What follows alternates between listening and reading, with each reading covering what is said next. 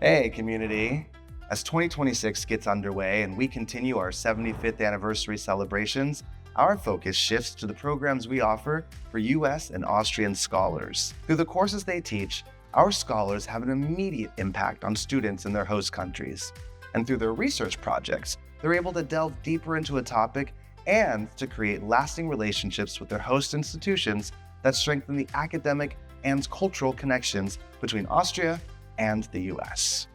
In this video, you'll hear from 2024-25 US Fulbright scholar April Bisa, whose grant brought her to the Natural History Museum Vienna, and from 2024-25 Austrian Fulbright scholar Martin Chigerl, who spent his grant period at the University of Minnesota in Minneapolis. Thank you to both April and Martin for sharing their stories as part of our anniversary celebrations. To sum it up, basically my Fulbright experience in the University of Minnesota was like a perfect experience. It was probably, as an academic, one of the best times in my life. I loved teaching there. I loved working with the American students. It was the first time for me that I taught in the US. Before that, I was only a scholar there. And it was a really great experience. The university is great, and I'm really grateful for the opportunity that Fulbright gave me. I did a research project on disinformation, and it was really interesting getting the students' perspective, because I was mainly working with students from the STEM field, and that was kind of a new experience for me as a historian, because normally I only teach students from my field or from some social studies fields, and it was really interesting to get their perspective. They were mainly the fields of biology and medicine. Talking with them about how disinformation affects their fields, and to give them like a perspective on especially on the history of disinformation, and teaching them that some phenomena that seem very recent have a long history dating back to the 19th century or even earlier. It was really fantastic seeing their perspective, and also seeing how disinformation affects their life, basically. Because if you are like working in the medicine field, and people don't believe you if, for example, you tell them that they should get vaccinated, because they were fueled by disinformation, then it was very interesting to see how the things I normally work on, like from a theoretical, from a historical perspective, affect people in their everyday life and their professional lives. It was a really great opportunity for me to broaden my own perspective and to get this more practical side of things I normally only read about or work about. I'm still in contact with some colleagues from there. We are not like collaborating in a very narrow sense, but we are collaborating. For example, in my last book gets a translation into English and will be published in one of the series edited by one of my hosts there. Hello, my name is April Bisa. I'm a professor of anthropology at Vassar College in New York, and I was a Fulbright scholar to the Natural History Museum, Vienna, from March to June of 2025. There I conducted research in the archaeozoology and mammalogy collections, and the museum provided me with access to 7,000 years of animal bones from which I could assess how species change over time in response to both human interactions and climate change.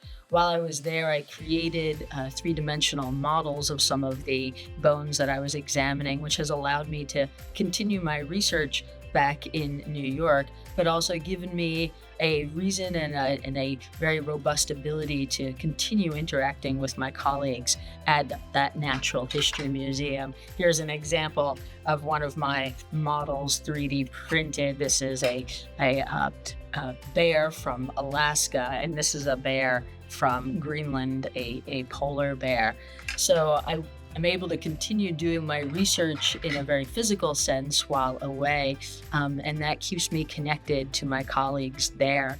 I was able to augment my work at the Natural History Museum with work at the Schönbrunn Zoo with the historian and the curator of bears there, and that's been a very meaningful connection as well. I also traveled to natural history museums in nearby countries, in Stuttgart, Germany, and in Budapest. And I traveled with some of my scholar colleagues from Vienna to Bratislava and to other places. So in general, everybody was amazing. My Austrian new friends and my other US scholar friends that we explored Austria together, and we welcomed each other into both our work and into our lives. Since coming back, several of the US scholars that were in Austria together, we have Zoom catch-ups, we have a text message group chain, and we're planning on going to the Fulbright Austria event in New York City at the end of January and spending some time together before and after that event. I'm currently at a professional conference in Detroit, Michigan, where I'm going to present some of the research findings from my time in Austria just 6 months after getting back from Vienna. And here yesterday, I spent the day with a German Fulbright scholar who had come to America last year. And we're both archaeologists, and we got together and talked about our Fulbright experience and our future connections to Fulbright. So in general, Fulbright, it just is a way of opening doors to so many people and to so many places. And you immediately have connections with people who have heard about Fulbright, who are curious about Fulbright, who've done Fulbright, who know somebody who's done a Fulbright. In being a Fulbright scholar, having that time away from my job at Vassar College has only made me a better professor since I have returned to Vassar College. And I'm excited to explore potential return programs to Fulbright in the future. Just those 4 months away was not enough. Fulbright will be part of my life from now on.